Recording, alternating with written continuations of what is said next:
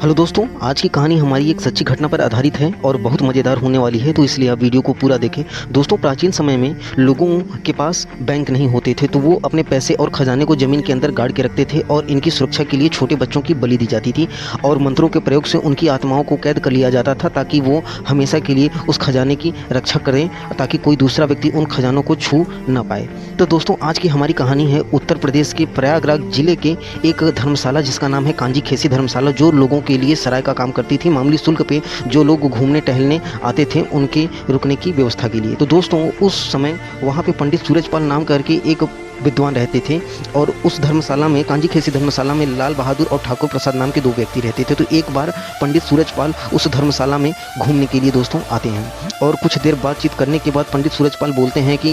लाल बहादुर शास्त्री और जो है ठाकुर प्रसाद को कि आप जिस धर्मशाला में रहते हैं उसके इस जगह पे एक छुपा हुआ खजाना है, लेकिन आश्चर्य की बात यह है कि यह खजाना जीवधारी खजाना है, इसलिए आप इसे कभी भी पा नहीं सकते हो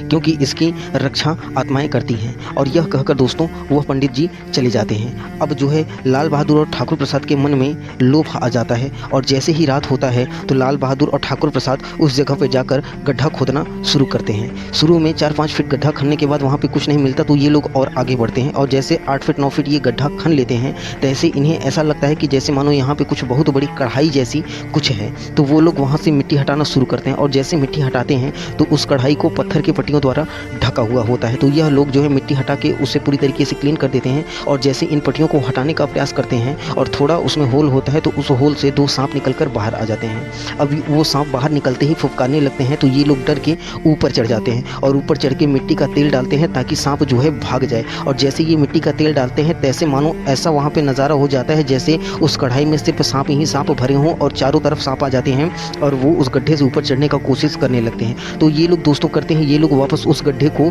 उन्हीं मिट्टी से मूंद के भाग आते हैं और दरवाजे को बंद करते रहते हैं। और अचानक दूसरे दिन फिर पंडित सूरजपाल उस आश्रम में आ जाते हैं और उन लोगों को देखकर मुस्कुराते हैं और बोलते हैं कि मैंने आपसे कहा था ना कि यह खजाना जो है वो जीवधारी है, आप इसे प्राप्त नहीं कर सकते, फिर भी आपने वहाँ पे उस जगह पे खुदाई करी और उस खजाने की लोभ रखी। तो ये लोग जो है अपनी बात से मुकर जाते हैं और बोलते हैं नहीं पंडित जी, ऐसी कोई बात नहीं है, हमने उस खजाने को देखा तक नहीं और वहाँ पर हमने खुदाई नहीं करी। तो पंडित जी बोलते हैं मुझे इससे आप झूठ मत बोलिए, क्योंकि जब आपने रात को वहाँ पर खुदाई शुरू करी तभी मुझे मालूम चल गया था कि आप इस जगह पर खुदाई कर रहे हो। तो दोस्तों फिर उसके बाद जो है लाल बहादुर और ठाकुर प्रसाद अपनी गलती को मान लेते हैं और बोलते हैं हाँ पंडित जी, हमने उस जगह पे खुदाई करी थी, पर जैसे हम उस कढ़ाई के पास पहुँचे तैसे वहाँ पे हमें ढेर सारे सांपों ने घेर लिया और किसी तरीके से हम अपनी जान बचाकर भागे और अंततः हमने फिर उस गड्ढे को ढक दिया। तो पंडित जी ने कहा कि प्राचीन समय में खजानों की सुरक्षा के लिए बच्चों की बलि दी जाती थी और वही ऐसी ही एक बलि इस खजाने की सुरक्षा के लिए दी गई है, जो इस खजाने की हमेशा से सुरक्षा करता है और आने वाले कुछ दिनों के भीतर यह खजाना गंगा नदी में चला जाएगा